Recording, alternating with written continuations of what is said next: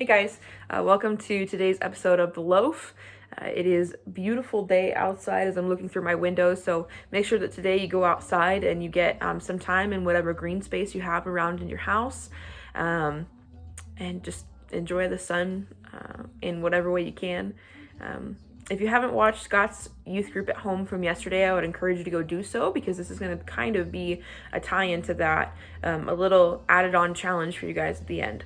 So basically what Scott had us do yesterday was to create a list of our losses during this time, of our grief and our just the things that we're missing right now, and to be able to work through that and talk about that with people, and to be real and honest about those things.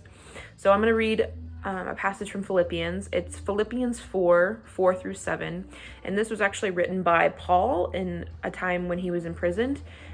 He and his followers had originally, somebody is moving something really loud outside. I don't know if you can hear that, but anyway, Paul was in prison during the time, and him and his companions had originally started the church in Philippi, and the church had sent Paul a gift, and so he sent this letter back to just thank them for the gift and to encourage them and to encourage their church. So here is the verse, Philippians 4:4-7. Rejoice in the Lord always. I will say it again, rejoice. Let your gentleness be evident to all. The Lord is near.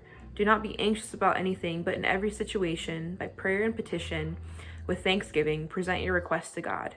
And the peace of God, which transcends all understanding, will guard your hearts and your minds in Christ Jesus.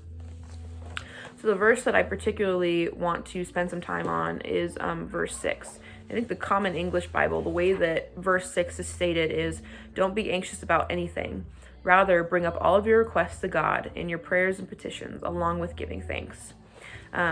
So here it talks about, bringing all of your requests to God, but giving thanks in the midst of that. So Scott encouraged us to, talk about those things that we're missing, and to talk about that grief, and to talk about our losses. And I'm going to encourage us to not stay in that place. It is super healthy and super vital to talk about those things that you've lost and to experience that pain and that emotion and that grief, but it's not healthy to stay in that place, and we need to work through that. And I find that one of the things that helps me to not stay in that mindset and to kind of think about things positively during this time, while also acknowledging my grief, is a gratitude journal, or a list. I don't have a whole journal of gratitude things, but I started this list, and it has helped me stay in the right mindset.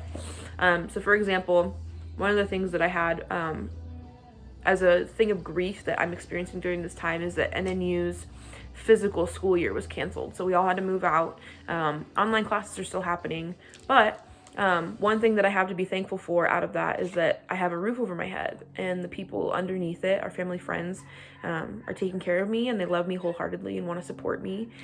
So that's something that I have to be really thankful for. Just this list has helped me keep in the right mindset while also acknowledging that there are things that I'm losing right now.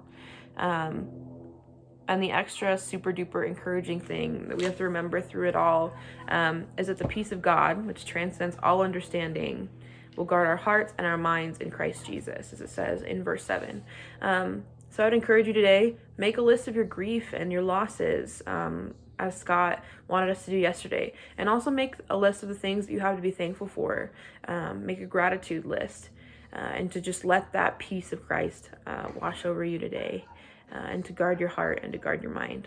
So like I said, get outside today, enjoy fresh air, and we'll see you tomorrow at 11 a.m. for another episode of The Loaf. See you guys.